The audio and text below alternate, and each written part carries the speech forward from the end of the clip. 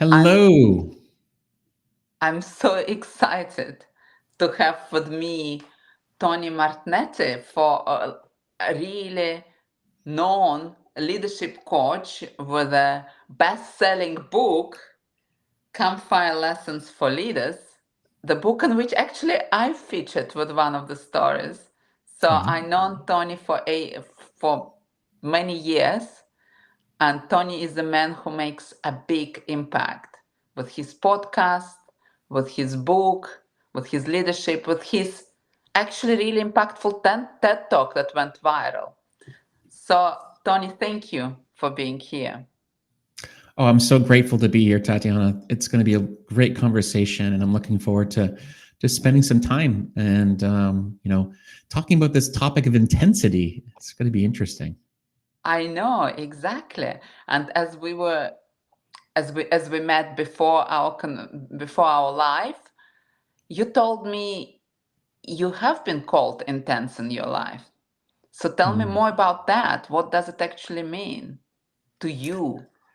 Yeah, yeah. This intensity comes for me, from my prior life. I got prior time before I got into the work that I do now.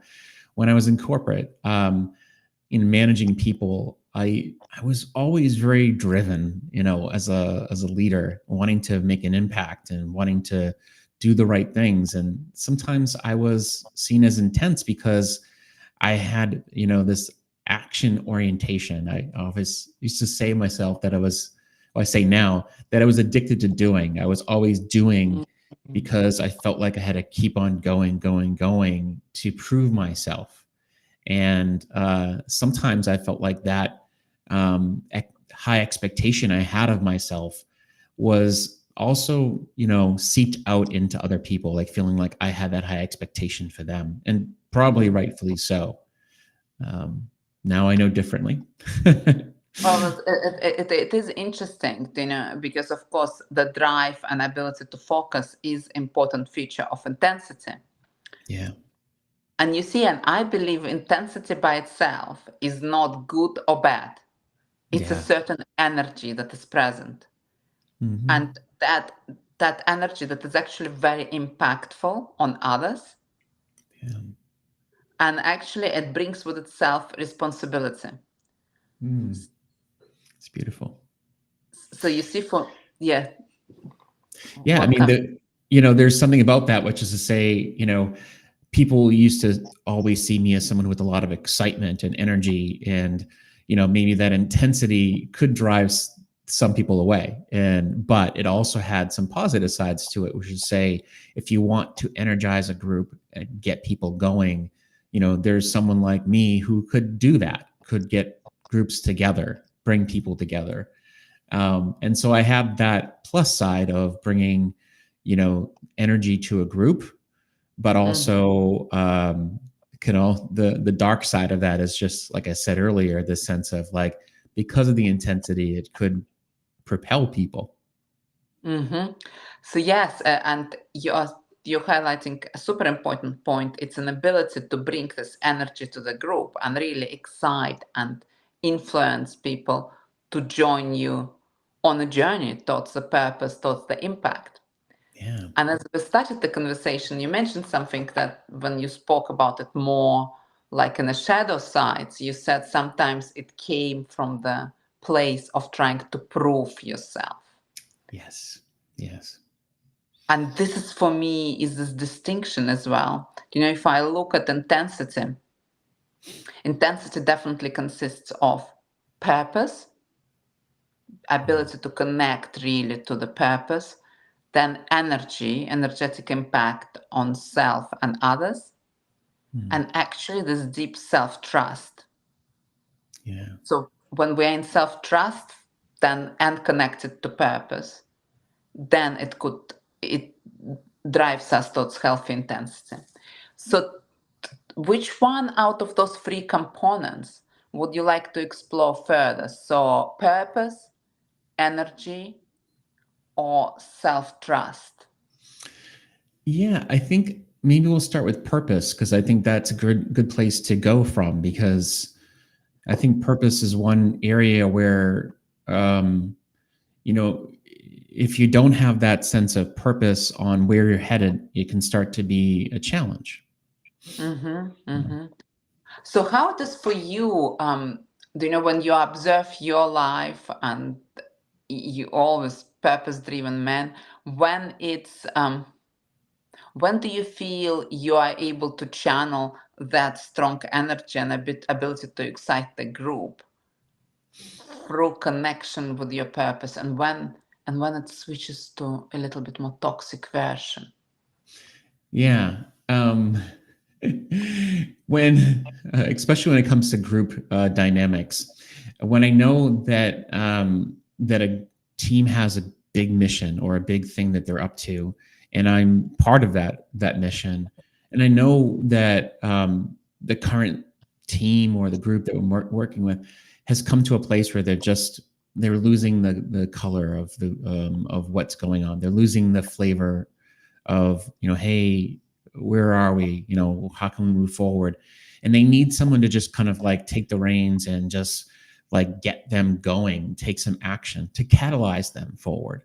And that's one of the things that I'm definitely known for is I take a lot of imperfect action. I've done this personally in a lot of the work that I do. Sometimes without knowing where I'm going, I'll just say, like, what's the first thing I can do? What's this first step I can take?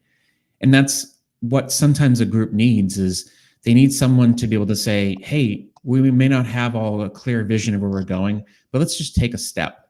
And that step is exactly what we need to get us into, to engage us in the process of moving forward. And that's where my intensity shows up in a positive way.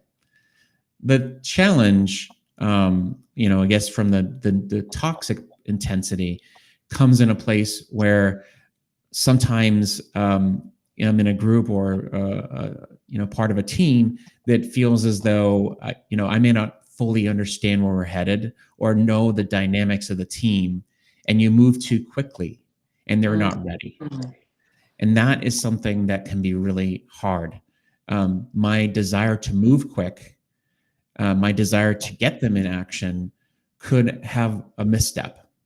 And I'm sure a lot of people who are listening who are leaders have seen that happen themselves, is that they've moved too quickly and have made a mistake and have seen the people who are part of the team start to fall back and say, hey, this is not where we're headed. This is not where we want to go.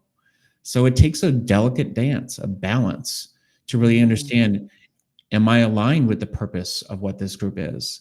Do I truly understand where they want to go and where we should go? Or is this, do I really understand it? Are we ready to move? This is fascinating, Tony, because you highlight that actually your superpower that you have is the ability to take this fast action, to be able to have this courage, actually, to be okay to take an imperfect action. And so often, people and human beings and teams get stagnated by indecision or lack of taking an imperfect step, right? And there is the other side to that. The other side is that when the step taken before the clarity of the team. Yeah. And I think that's one thing that is really important to figure out, is that, I talk a lot about navigating through chaos and being the calm in the chaos. There's a sense of being able to build that muscle of, what's really going on here before I jump into action. You have to have that quick pause to say, is taking a step right now going to get us moving, or is it going to be a falter? And so often we have to build that capacity in ourselves. We have to have really that self-awareness of, is action right now? Is it the right move? Even if it's imperfect action, is it the right time for us to take that action? So there's sometimes we have to have that inner voice that gives us a, hey, slow down for a moment before you take that action. Yeah, and slowing down, of course, is such an important part, because Yeah. we know, like, in acceleration and physics, there are three components. Mm. For acceleration: speeding up, changing Mhm. direction, and slowing down. And Yeah. so often organizations and people forget that there is no acceleration Yeah. without slowing down, right? And Absolutely. what you're highlighting, it's like knowing self, where when to take this breath, extra breath, right? Mhm. And for me, what also came up, that's also an opportunity to connect with the team and to check how clear is that actually the team. Mm. What is the mission that others are seeing? Are we aligned? Like, if you're a leader of the team, has the mission actually, has purpose been communicated, discussed, and Yeah. committed to in a clear fashion? Absolutely. Yeah, I mean, this is, we entered this through the door of intensity, and the reality is pause does not mean that we're still not in that action mode. It's just about taking intentional action. And Mhm. intention requires us to slow down for a moment and give ourselves the space um, to be able to make sure that even if we do take action, we're ready to take that action. Yes, so it provides also clarity, like this intentional action, Yeah. and that's for sure as a part of healthy intensity. For Yeah. me, also healthy intensity is about balance of doing, being, Mm. and feeling. Yeah. Beautifully said.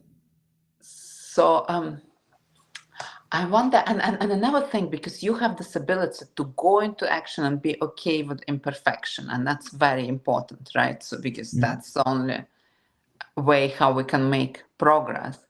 Mm.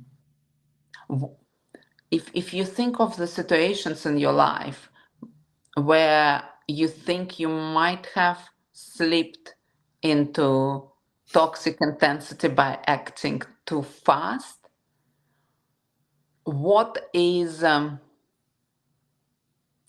next step that you could advise leaders to pay attention to bring it back into balance?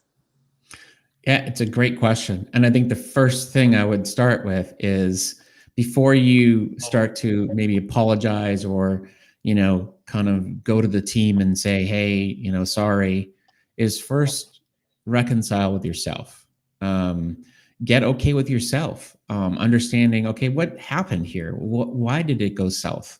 Why did this change or this action I took not work out? And take a moment to understand the actions and how they didn't play out the way you wanted them to, because the learning is what's most important in that moment. And you have to make sure you really truly understand the lesson so that you can go back and talk to the team and say, hey, I messed up. I want to own this. And what I also have learned about this is this, here's what I've learned through taking this action. And here's what I want to do to take the next action and to win back your trust and to find a way forward, so that they don't feel like it's just, oh, here he goes again, he's making another action, and should we trust him now? I don't know. You have to find a way to bridge that gap from what happened to where what we're going to do next, and the only Mhm. way to do that is through trust. Yes, and of course, for that, slowing down enough to see it in self, and speak up and own Yeah. that mistake, and take ownership of that, right? Or might be not even mistake, it's like misstep. Or vulnerability is in that moment actually a superpower. Like, Yeah. And it's a very humbling experience, no doubt. But at the end of the day, that's exactly why it's important to be able to show that you're a human, humble, leadership is human leadership, and that's what we need. We need people who are okay with that, to say, yeah, I'm not perfect, and I don't expect any of you to be perfect either. Yes, and its ability to that's so important, that Mhm. actually embracing our humanity. Yeah. And also it's actually in those difficult conversations I find that the deepest trust is built Yeah. and biggest opportunities open up. Hmm. And those difficult conversations are intense. Yeah. They are Yeah. intense when we face our humanity, our human experience, our feelings, whether we might disappointed someone, not met expectations, and allow another person to raise and the team to raise their point of view, to express their point of view. It can be an intense moment, and moving through that provides amazing opportunities for deepened trust. I know Yeah. it happens in my life, actually, when I had courage to step into those conversations. Like we kind of know there is this elephant in the room hanging sometimes Yeah. in a Yeah. team or relationships. Do you know what I'm talking about? 100%. Yes. Totally. Yeah. Ha- Yeah, go ahead. Do you have an example that where you Well, managed to put this elephant yeah. in the room in the center and actually connect as a result better to purpose? Yeah, I mean, I have examples, but also I think that I will just start by saying it's so important to realize that just because something has become toxic, a relationship, or something has gone south, as we call it, then it doesn't mean it can't be fixed. There's toxicity can be fixed if you have the right amount of humility and the ability to connect with other people and show them that you have an intention to fix it. I've had situations coaching clients where, they've had relationships inside the workplace that actually required a mediator. Conversations with, like, chief technology officers not getting along with quality, and just them not really seeing eye to eye, and it got to the place where they just couldn't work together. So these relationships gone so sour so badly that people were just working. They were just working around each other. And I think one of the Mhm. things that I've come to realize is that we shouldn't allow get to the point where we have to bring in someone else to fix the issue. We've got to find a way to say, how can we talk together? How can we bring this sense of connection between us so that we can talk about the elephant in the room, as you say, and it starts with, like, a blank slate conversations, just say, okay, let's start from, where did we go wrong here? Mhm. If we had a good relationship from the get-go, what started to bubble up that caused us to go south, if you will. Yes, that's so important. Like what you highlighted is to move from that place where actually the energy of various colleagues switched into the toxicity, right, and to this unspoken elephants. Mm. The only path through that is through with humility and Yeah. connection to Yes. self, and ability to connect with another.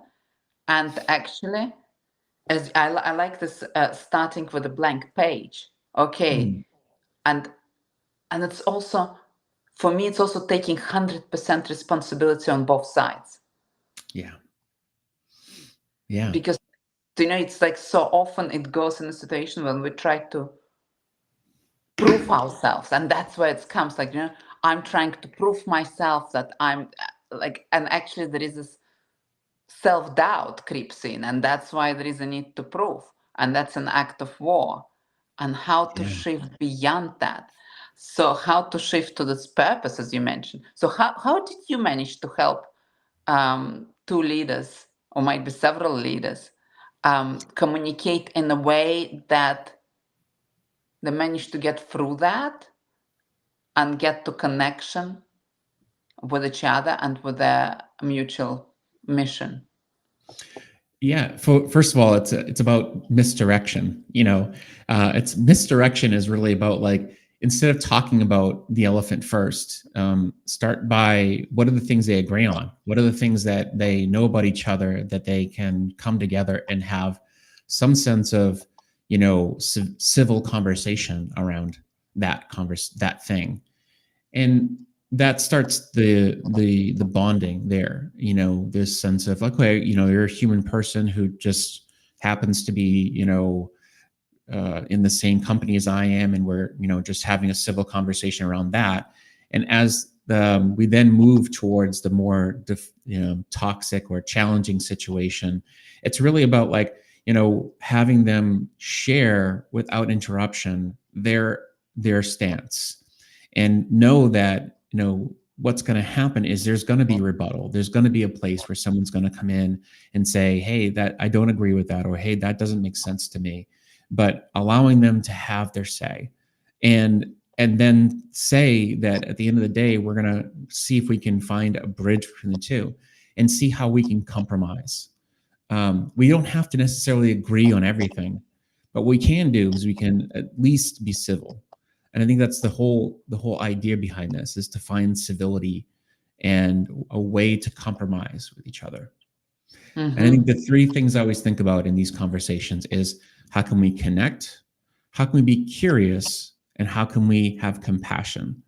Because those three things are three C's that are important in any conversation, in any relationship, that allows us to overcome challenges. Yes, it is very powerful, and it's actually a very important part of healthy intensity. This connection, curiosity, and compassion. And I love how you highlighted that the first step is to look for commonality, because actually we might not agree with how we think, right? There are people who think differently. However, we all have the same human experience. We can Yes. always find something where there is a commonality and common ground. Yeah, absolutely. I And agree. through that, move forward, right? So with real curiosity. Yeah, I mean, the curiosity is such an important thing. We have to be, understanding, like, what it is that this person's experience, how did they come to this agreement and this thought about what, this stance they have. And, we have to also be okay with being wrong. And so curiosity is part of that, is being open-minded allows us to say, what else could I learn from this situation? Yes. And it's okay with being wrong, whether in taking an action too fast or being wrong in a conversation, right? And being open to the differences. Because actually it's exactly those differences that create the biggest progress, the biggest innovation. Yeah. Yeah. So, and I know you come from very diverse background. So, and from different cultures, and you grow up in the US. So Yeah. I wonder how did this diverse background and different cultures impacted how intensity shows up in your life? Yeah. Yeah. So this is a great detour, but also a great thing to dive into here. As we talk about this idea of intensity and how it shows up in my life, and how it continues to show up. My parents are from, my dad's from Italy, my mother's from Lebanon, and the the drive to really go and make an impact in the world and work hard has always been there since I was a kid, and it showed up in the way that I drove myself to be a hard worker and to be an achiever, a high achiever, if you will. And in many ways, that made my intensity go on high alert. It made me so intense that I was like, if I want to compete with other people, or to be able to measure up to other people, to be enough, I need to work harder, do more, and continue to drive myself, well, we know how that works out eventually. It ends up in burnout.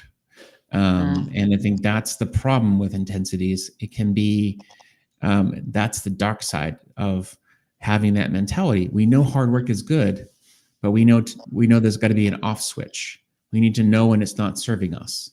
And I think that's where that mentality of wanting to prove ourselves can be hard on us. We have to make sure we know when to shut it off. And how would you turn it around into healthy version? Might be again through connecting with purpose and curiosity and compassion, which you highlighted.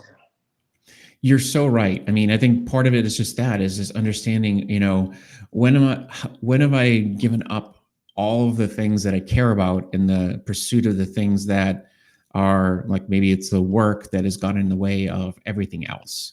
And that has happened, right? When we're pursuing something so doggedly that it becomes the only thing that we do, then we have to step back and say, wait a minute, I've lost connection with who I am.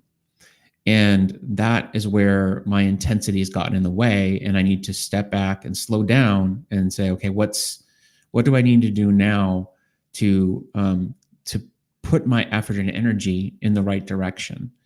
It doesn't mean you completely give up. It just means that you have to shift gears and go to a different way of showing up, to bring your intensity to something else, or to diversify your intensity, if you will. Yes. And I think that I've done that many times. So, and it's getting out of this tunnel vision. Yes. Because for me, sometimes toxic intensity is about this tunnel vision. And actually, even coming back to the conversations with people, when somebody is stuck in a tunnel vision of their position, what curiosity helps us is to open up our outlook, right? So seeing the wider picture through and embracing this diversity. Do you know, Tony, I could be speaking to you for hours and with things about how to move through difficult conversations and see them as actually something that drives the trust and reconnects the team to purpose, to individual ability to turn drive into positive action with purpose and curiosity. So thank you so much. Thank you so much for that. And thank you to our listeners. Tony, where could people find you? How could they connect with you? Well, the best place to find me is at my website, ipurposepartners.com. And if you go there, you'll find all types of things, books, my assessments, my podcasts, and what have you. And the other place is LinkedIn. I'm active and try to share things that are meaningful and hopefully will be able to help people out. So that's where you can find me. Fabulous, Tony. Thank you so much. And what is one piece of advice you would like to leave our listeners with? Yeah, I will leave with what I often say is expand your vision, narrow your focus. So if you're feeling stuck and you need a change of scenery and a change of perspective, expand your horizons, think differently, but then figure out what you want to focus on and then focus on that. Narrow your focus so it's on that one thing for now. So there are always both sides, right? And I love to offer this expanding the vision. What would a 30 years or older version of me, what would they care about? That's like something connecting with this. Older self provides different perspective. Yes, exactly. And then focusing on what is actually most important and committing to that, right? Yes, absolutely. So thank you so much, Tony. It has been a wonderful conversation. Thank you. It has been wonderful. Thanks for having me on.